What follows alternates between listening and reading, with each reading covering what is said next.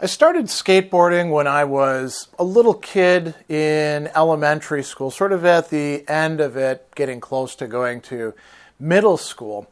My grandfather, who eventually came and lived with us, had brought up some skateboards. I don't know where he got a hold of them, from Chicago, for me and my sister. There were two of them, and they had plastic decks, and they weren't very big at all. The wheels were kind of small, and as I remember right, they had pretty hard, durable wheels, but they weren't really, great skateboards or anything like that. They weren't the sort of thing that people in, say, California were using in the 70s. These were some sort of cheap knockoff, but we liked them quite a bit, me and my sister. And sometimes the neighbor kids would also come by, and we'd zoom around on them. And so I was learning basically the beginnings of how to use a skateboard. And then most of us kids had bikes of one sort or another. And I ended up wrecking my bike, and my parents were like, well, you're not getting a new bike. So, well, a lot of the other kids in the neighborhood were riding their bikes around. I would just ride this little skateboard around. And of course, I couldn't always go quite as fast. And it was, a good bit more work because you're pushing along all the time. But I got pretty good at using it as well. And so later on down the line, my bike would be replaced by a 10-speed. That was years and years later. So I'd use this skateboard a lot. And then I remember, I think I was the year between middle school and high school, skateboards had become kind of a bigger thing. So we're talking about the early 1980s. And we were at, I don't know, maybe a Target or some sort of store like that. And we were in not the toy aisle, but sporting goods and stuff like that. And they were selling cheap, bigger skateboards. And my mom must have been feeling particularly generous, and she was like, do you want to get a larger skateboard? I think in part because, this other skateboard was so small, she could see that I had essentially outgrown it. So, I was like, yeah, of course. And we picked out a skateboard. I think we got it for like 20 or 30 bucks. And that tells you, so these are, 1980s dollars. Tells you about the quality of the equipment at the time. So I'm riding this bigger deck skateboard around with bigger wheels, which means, of course, you can go quite a bit faster. And within, a couple months or so, I'd essentially worn it out because you would do all these tricks. And the hard plastic skateboards, they were very, very durable. This plastic was hard as hell. You could probably use it to break things if you wanted to. So you could skid with it and it wouldn't really do too much. The asphalt tears things off. This one, it was getting a bit worn, and then the wheels screwed up. And so, we took it to an actual skateboard store in Waukesha, which was, another bigger city down the line from the little village that we lived in. And, the guy took a look at it and he's like, oh, yeah, you're not gonna fix this thing. These wheels that they make, the bearings for these really cheap skateboards, they're gonna break down really quick. You would have to replace the wheels and get new bearings for it. And, look at the truck on this thing. It's really not that good. And, the board itself is really cheap, crappy. I don't remember what exactly he described it as, but, kind of just put together wood. It looks nice until you start using it for a bit. Maybe you should actually think about getting a real skateboard. So, I had some money, and my mom was also, again, feeling kind of generous. So we decided, yeah, let's do that. And we kept the old skateboard just to cannibalize parts. Basically, the trucks were still good. I think I gave the board to somebody. And we ended up buying an Alva. And now the Alvas were longer, a little bit slimmer, but good thick decks. And the guy was asking me questions like, okay, what's it like where you are? And I was like, well, he's like, is a lot of parking lots and stuff like that? And I was, no, we live out in the country. And he's like, oh, you're going to need big wheels. So we got Kryptonite wheels, and it was pretty cool. We got alternating. This is what you did back then: black and red wheels, and then good bearings in them. And then, the Alva Deck was itself black and red and white, so we had like a consistent color scheme, and it was really cool. And then, of course, you got to get like the little things, the guards, I guess they're called, to keep the things from getting too worn down, because otherwise the wood will wear out very quickly as you're doing tricks and bumping into things. So, we got this skateboard. And by this time, some of the neighborhood kids were getting into skateboarding as well, and so they had boards, and we all had pretty good skateboards, and it was pretty cool. We had like a driveway that wasn't quite a circular drive. It had like a teardrop that came off, and so you could like zoom around that. And then one of the kids, his dad was actually a contractor for like roofing, built a ramp for him, and it was I think about 5 feet high, just a straight ramp. It wasn't curved or anything, but we used that thing constantly. And then we'd skate around the neighborhood, on the roads.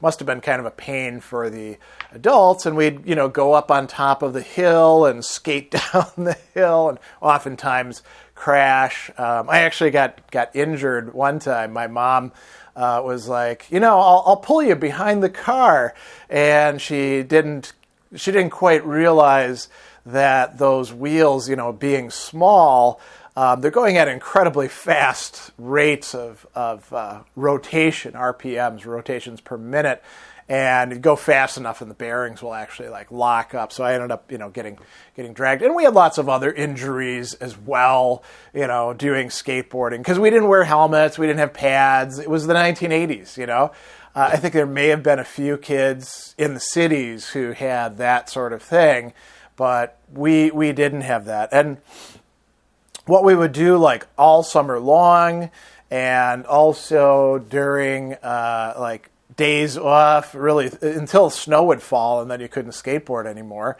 was we'd have a boom box, we put on some music, and it could be AC/DC, could be Dio, Van Halen, Iron Maiden, Metallica, pick whoever you want. We were all into hard rock and heavy metal, and we'd skate around. And we did all sorts of goofy stuff. We had the ramp, and so we'd do tricks and cool stuff like that. We'd go out and skate, quite a ways through the neighborhood. And then we also played a game that we called Knights. And this is a variation of a game we were already playing where, we like to make ourselves sort of replica weapons, swords, maces, ball and chains. You take like a big, ball of socks and then put it inside of a sock and put it on a stick and try to whack each other with that. And we would use our garbage can lids, which were usually metal, as shields, which our parents weren't super into because you bang the lids enough and they don't fit very well on the garbage cans. But we would get on our skateboards and we would skate around with like a metal shield and a wooden sword and try to hit each other, knock each other off of that. Sometimes we'd do what we called jousting, where we'd get sticks and we'd come at each other sort of like, knights on their horses, but on our skateboards, and, try to poke the other person off their skateboard. So pretty stupid kids that we were. And that's what we did in our neighborhood with skating. And we really enjoyed it quite a bit. It must have been kind of a pain for the adult neighbors to have all these skating kids all over the place, zooming around, listening to music loud that they probably were not into. But we were kids. We didn't really think about that at the time. And I would take my skateboard with me basically all over the place. I wouldn't take it to school because I didn't have a place for it. But if we were going on a trip somewhere, well, I would take that skateboard. If there was pavement, I'd be skating around. So we go to the family reunion, skating around the family reunion on the paved areas, not the gravel paths, obviously. And, you would go to the mall. Well, you would bring your skateboard and skateboard around in the parking lot until like a security guard came out and told you to knock it off. And so, there was a lot. If you went on a trip somewhere, like you're staying over at somebody's place and you wanted, something to do, you'd bring your skateboard and skate around their driveway or their neighborhood, or you'd find a park. When we would go and visit my Uncle John and Aunt Mary in Chicago, in a suburb of it, Oak Lawn, there was actually a school playground, maybe about 8 blocks from their place. So I'd skate over there and skate with the other kids.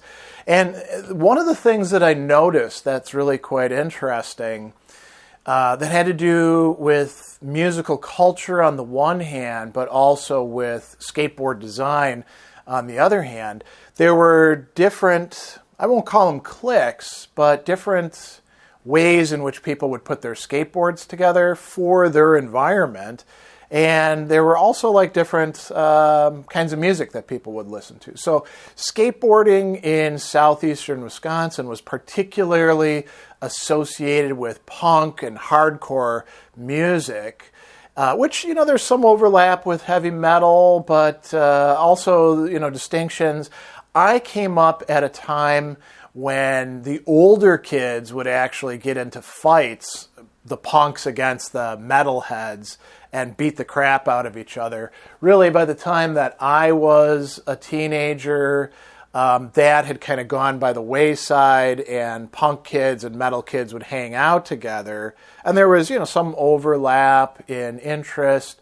Wendy O. Williams and the Plasmatics, Black Flag, we could go on and on, Dead Kennedys, right?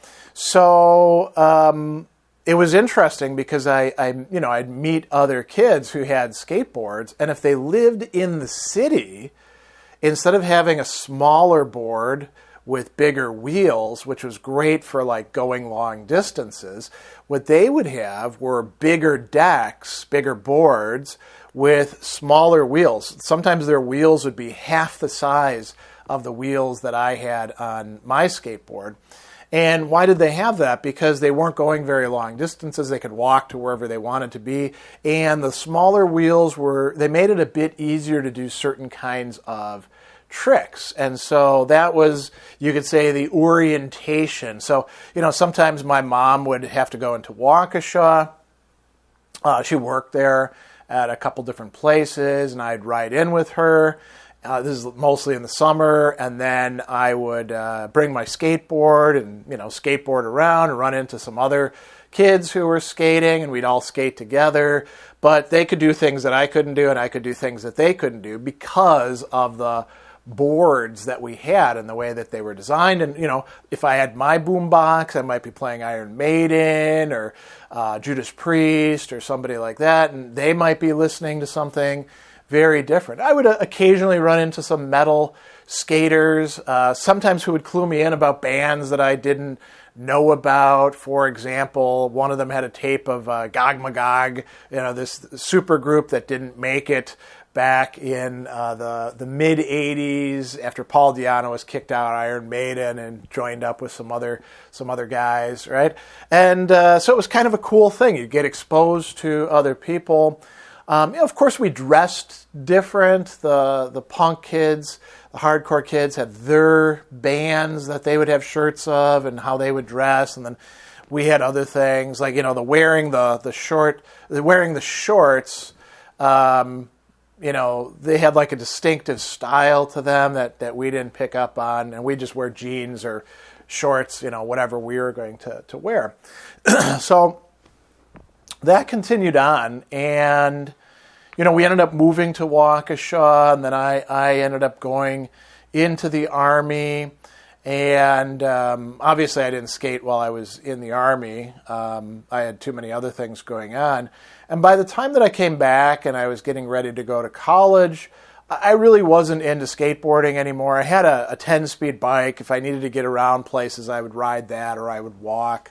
And my board was pretty worn down by that time. I had already replaced the guards a couple times and had to go through a couple more pairs of wheels, and they get worn down, the bearings wear out and all of that. I think I had to replace the pads in the trucks as well, the things that hold the wheels to the board and provide some cushioning as well.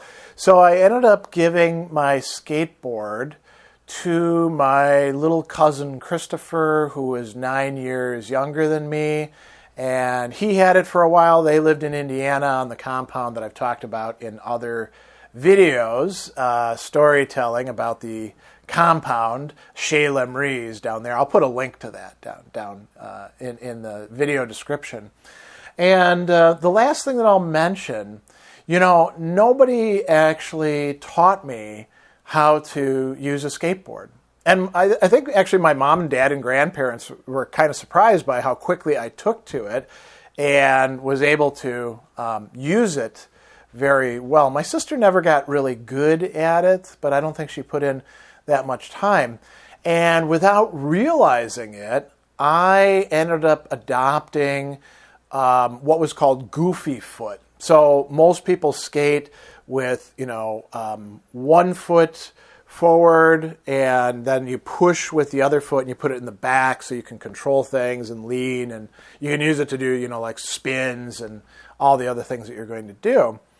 And I, back when I was a kid, was almost fully ambidextrous, both in terms of my hands and in terms of my feet. I've talked about how when I played soccer, I would often play on the left side because I could kick and block and stuff like that just as well with my left foot as I could with my right. Most people are right-footed, so I would get placed, as the left halfback or the left defender, and I like that because I had my little niche. Well, so I skated left-footed without meaning to or realizing it. It just became a habit. So if I step on a skateboard now, I instinctively will take that position. When I say meaning if I ever do step on a skateboard again, because I don't know that I'll ever do that, or if I did, how much muscle memory would come back. I've had some colleagues who were skaters in their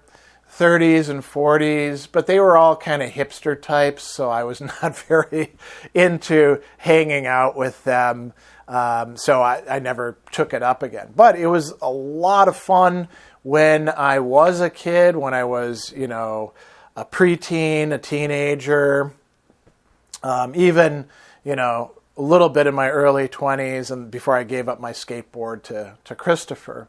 So that's the story of something that was pretty important in my life. I would say heavy metal music was probably more important in my life at the time, and being a tough guy and learning martial arts was probably more important for part of that time. But skateboarding was pretty central in my life for probably a good 10 years during those early times back in the late 70s and all the way into the 80s, living out in the sticks and taking my skateboard with me all over the place, and then just enjoying swooping around and doing jumps and tricks and things like that.